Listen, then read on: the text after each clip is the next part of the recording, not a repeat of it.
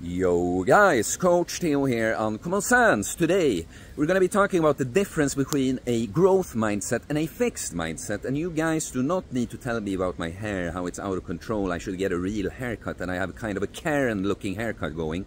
I know already. I'm having a growth mindset about my hair growing out, and I just came back from sweating my ass off, meeting a subscriber actually, doing a searcher squat workout for the difficult. And we took some footage, so you guys can look forward to a little fun vlog in some time. But yeah, please guys, just leave my hair alone. I get very upset. It hurts my feelings. So whatever you do, do not go straight down to the comments and leave your input on my hair. It would upset me greatly. That's just interesting, by the way, that I never would have thought that so many supposedly straight men have so many opinions on another man's hair. Anyway, difference between growth and fixed mindset. Well, especially when you pit them together like that, it's quite obvious, right? A growth mindset is a mindset of, I can grow, I can change, I can evolve. I might have weaknesses right now, I might have problems right now, but I can overcome them. I can maybe not change every single thing about me, but I can change how I look at it. I can change other things, so this one thing that I cannot change becomes more manageable, and so on, right? While the fixed mindset is someone that just think, I am this way. This is just how I am, right? Fixed in place, cannot grow. But the funny thing is, it's not just about being fixed, stuck like that.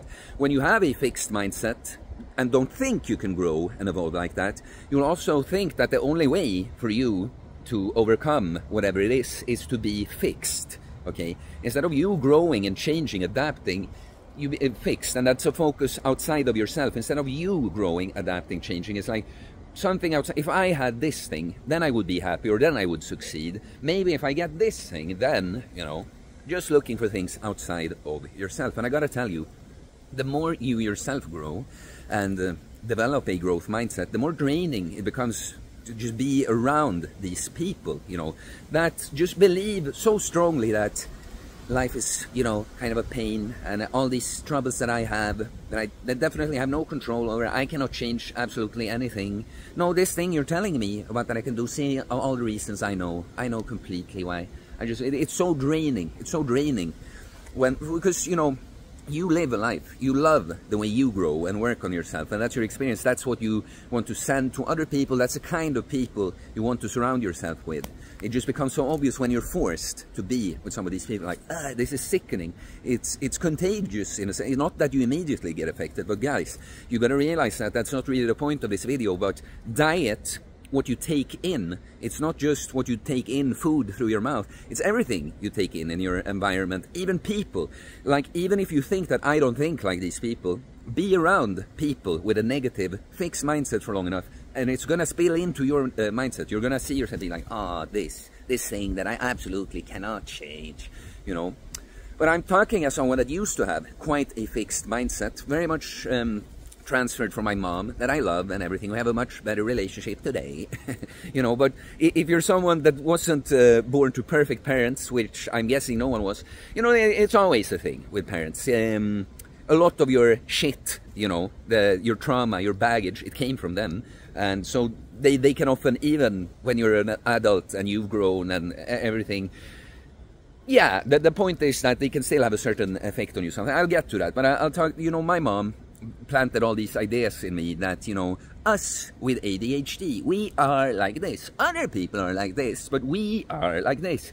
And the funny thing is that if you are different, like I always noticed, I wouldn't say necessarily that I think ADHD is the most accurate diagnosis, but I do have this certificate, have the diploma. But, you know, it's good to understand that maybe I do differ from the norm, and know in what ways, but also often what people do is, like, when they find this thing, I have ADHD, they take like every weakness, every problem they have, and kind of associate with this, like, yeah, my ADHD. Oh yeah, that's my ADHD again. And it's not a good position to be in, because you pathologize it. You think like this is just part of who, this is just who I am. Fixed mindset. I am like this. Anything negative, any problem you have, it's because I'm different. It's because I'm like this, right? And so I felt like that a lot in my life, that, but just because I am like this, you know, because I am this, nothing I can do about it, right? And one thing that I keep bringing up, you know, I had these panic attacks, right? But before, I had very strong stage fright. So I both got acutely very nervous for any sort of presentation or anything like that. I was in a choir, so even singing like that could be a thing, but talking in front of a group, whatever. I would freak out for these things, but of course I would also freak out about having like a YouTube channel, right? Not that I get nervous in the moment, but it's the same kind of thing. I'm afraid of exposing myself in a way, right? But I just think this is some like, oh, my ADHD. I just get such strong anxiety. I just get so nervous because I have ADHD. So because of this, I am blocked from doing the thing. And I was looking, like I said, for all these solutions outside of myself. I kind of, you know, it's first of all, I got beta blockers because I do have a heritable condition, so I tremble a bit more, right? So I did get stronger symptoms from being nervous. It's just that I wanted to make that all the problem. See, it's my ADHD and my tremor, but I still have the tremor and I don't have the same stage fright, right? So clearly, I could grow, I could change, right? But I was looking for this, first of all, taking beta blockers so you mitigate some of the physical effects of being nervous, right? But of course it doesn't remove the root problem, neither long-term or short-term. It doesn't cure the insecurity that caused this to begin with. And even if my body acts a bit more calm because of chemicals in certain situations, I'm still freaking out on the inside, right? And I was looking for all these ways, like pretty much like, how can I remove this without facing it, you know, without working on it? Because the obvious answer is, the way to overcome this is expose yourself to the situations, get better at it, get used to being there, notice that, oh, people don't judge you, whatever fears you're having that makes you insecure for this, that's not really true, people don't react as strongly as you think, and gradually overcome it and get used to the situation, right? Because that's what I was forced to do when I went through this panic attack phase, months and months, daily panic attacks, which pretty much made now any situation with people, when anyone ever just turns their attention to me, feel like a stage performance like that. And for having to go through that, I did what I should have done about my stage fright all along, that I blamed on like ADHD and this tremor, right? I was forced to do effectively that thing, and then it was gone. Right now, I can, of course, like any person, if I have some kind of presentation thing, I can get little butterflies, but you know, more reasonable amount of that. And so, the thing here is that it's what I sometimes, when I talk about and I shit on fixed mindset people and little crab people, you know, in the top G video calling some the bottom Gs and that. But at the same time, you know, I do not want to be looking down on people. I want to understand people. And I realize, you know, that because I was like that, ignorance is part of the problem. If you actually, it's not just you running from things, you actually do not believe that you can change. It's hard to kind of blame someone. And if that's like, that's your reality, the only reality you know is one where I cannot change, right? But what happens with a person like me is that going through that panic attack phase, coming out on the other side and just noticing like all these things that I thought was like my ADHD, oh, I'm just born this way, that's just the way I am, it was just gone, you know. So a person like me has realized that anything I feel like this is so difficult, I suck at this, I'm terrible at this, it feels like I cannot get better at it. I know that that's just an experience from my current programming position, right? I know that that's what it has to feel like because that's what I am with these things right now. And if I just keep improving, keep working, practicing whatever it is, looking at myself, introspecting, thinking, what is my problem here? How can I improve? Eventually, I will be good at it, okay? So that there are many things like this, like even the physical, you know? Like, I just started training for health, and then I get in a bit better shape, and I started thinking, maybe I can get into really good shape, you know? But it feels, I know, it felt like, you see people look at her, how is that even possible for me, you know? But then I go longer and longer on it, and after a while, I'm just like, yeah, jacked and stacked. I am, like, in extremely good shape, of course. I can, of course, get better, because that's my complete experience, right?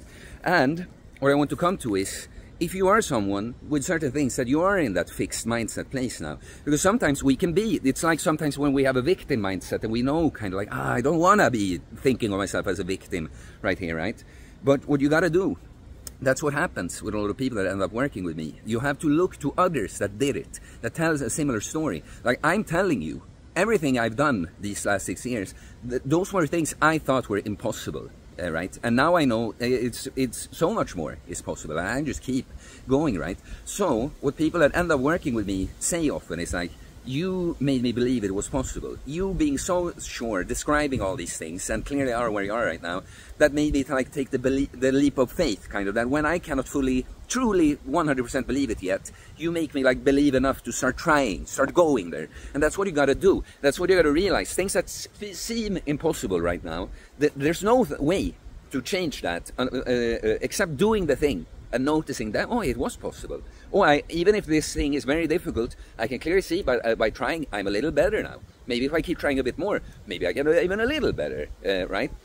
And so you're going to have to notice these are many places. When I've grown in some ways, there are still ways I've been lagging behind. Let's take money, right? I've had like a scarcity mindset about money, because when I was like a depressed teenager and cut class and stuff, you know, my parents would always terrify me, scare you gotta be able to make a living for yourself. How are you gonna be able to? You're gonna have to work at McDonald's or whatever, you know. That made me feel like making a living for myself is something I should be like very afraid of, that it's very difficult, right? That's a funny thing. Also, side note, the parents, when they try to scare the kid into something, it has the opposite effect, you know. They want me to make money and, you know, make a living for myself. They scare me into thinking that it's like impossible, right? But so this is something I've had to untangle quite a bit, right? And I would say I do not have a rich person, like a completely rich person's mindset yet. Like money still seems like something like I have to put in some effort to do. But because I've been aware of this, like, oh, I have a scarcity mindset about money, I've had to look at it and change. It's kind of hard. I don't want to make the video too long now to go into how. But now I've reached a level where I feel like, yeah, I am definitely a guy that can make decent money on doing something he loves, you know. And while I'm not quite there yet, that I feel like, oh yeah, millions of dollars are just raining over me, you know, because I am not there yet, but I know that I don't have a fixed mindset about it. I will keep growing, right?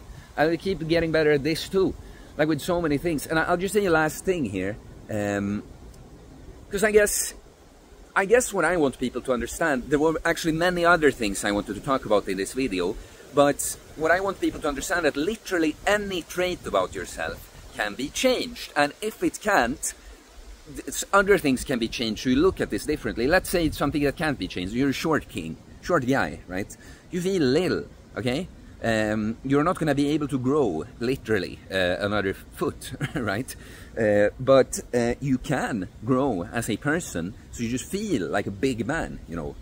You're masculine, you're strong, right? And even if we're talking about, we all know that short kings, bodybuilding, you fill out the frame better. So you're gonna look freaking huge in that way compared to a long guy, tall guy, you know. And the point is just that you can change yourself so that this issue you felt you had, oh, I'm short, you're not gonna feel like it's a problem anymore. I haven't worried about my appearance, my small hands, that I'm not super tall, especially not for Swedish standards, you know.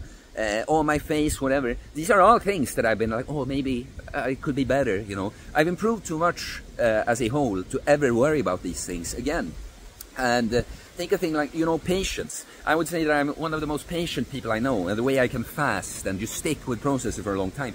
I have fucking ADHD, officially. Do you think that I was born with patience? No, I've developed that, okay? I've had to learn through my experiences that, okay, in order for certain things I want to happen, I need to not rush. I need to not try to force or give up before. I need to just stick with it. Be patient like that, right? You know, some of these videos, I often talk more than I expect, and I had some things I had in mind going into the video that now I haven't even said them. But I want to take some examples of like fixed mindset people. You know, a lot of people, they will be like, oh, I just am that way. You know, or my mom again, you know, she sometimes, what I will complain about with my mom, for instance, is like I say, we're good relationship and all, but she will sometimes still treat me as a stupid little teenager, basically. And of course, many moms and parents in general, they always look at you as a kid. But I will tell her sometimes, like, look, when you act in a certain way, it makes me feel uncomfortable, because I don't feel like you see me as who I truly am. You just assume a bunch of things about me instead of asking, wanting to get to know me. And this makes me feel like not being around you as much, because it's too draining to me. Like, and I'm telling you this so that you can change, so that you get to spend more time with your son. I want to spend more time with you too, Mom, but you would have to change this, okay? But then she was like, oh, but moms, moms do that. I'm just like that, you know. And I hate that mindset, you know, because it's like, no, That's how away many moms are and how you are right now. What you're aware of it, this means that you can change it, okay? And you know how some people would be like, let's say you complain, someone is like bad at responding to your texts or something, and you bring this up to them, like a friend, partner, whatever, you know, and they're like, oh, well, I'm just like, I always forget, you know, I'm just like that. You just gotta have to message me again or something, you know. It's kind of like, well, maybe if you know that this person is like that, maybe you can feel a bit more okay, like, okay, I pushed them a little bit. But this person isn't just that way. They can adapt, they can change, right? So what a growth mindset person would say, like, oh yeah, you know, I'm not good, I miss that sometimes, I'm trying to get better, but it's okay, so you can feel okay about kind of like pushing me a little, so I remember, right? Like I will do, for instance, I'm not bad at responding to messages, but maybe I'm bad at initiating contact with some people. I'm a little overly hyper-independent sometimes. And I will maybe say to some people sometimes, look, I'm not the greatest at making plans, but if you can, I try, you know, to remember, but if you can feel okay about initiating a little bit more, I'll mostly say yes when you bring it up, you know, and I'll just try to think of it, right? That's the thing. You take responsibility for like, okay, this is a weakness of mine right now. I'm trying to work on it. Here's how we can kind of work together to solve it. But I just am that way. I just am like this. Yeah, it's so funny. A lot of people that are interested in coaching or just in what I do, so when I talk about, many people are like, yeah, I think I could get into really good shape, you know, I think so. That's a great start, you know, because of course that completely fixed mindset person, they don't think they can, but that's the difference between me and everyone. I know they can. I know they can change, right? Okay, not the change between me and literally everyone I have that kind of conversation with. For me, it's just a question about, will you do it? Will you keep going? Will you keep, even when it feels difficult, tough, you come up short, your weaknesses, you have to fight them. Will you keep going? Well, if you can do that, I know that you can do it, right? That's the thing. Any trait can be transformed, completely overcome at times, or at least so much else about you can be improved at. It's no longer an issue. Growth-minded people, those are the people that live the best lives. They have to face some difficult things, because no great thing ever came without facing some challenges. It might be more comfortable to sit in the little victim-fixed mindset. But at the end of your life, guess who's coming out on top? The growth-minded person that got everything they wanted, or at least went for it, you know. Not the person that realizes that, shit, I did not go for anything. My life sucked, and I'm gonna die soon. Okay guys, please like and comment. Always interested to hear your thoughts. I do holistic bodybuilding coaching, work on all of this that I talk about. Getting jacked and stacked, mentally, physically, spiritually. Working on ourselves, body, mind and soul. Becoming that person that grows into a person that also grows their body. I didn't make the point is the inside shows on the outside, right? And now I'm running out of time. Here's a subscribe for more content about fitness, fasting, losing weight, building muscle, self-improvement, stoicism, mental philosophy, spirituality, mindset. It's a mindset, guys. Peace.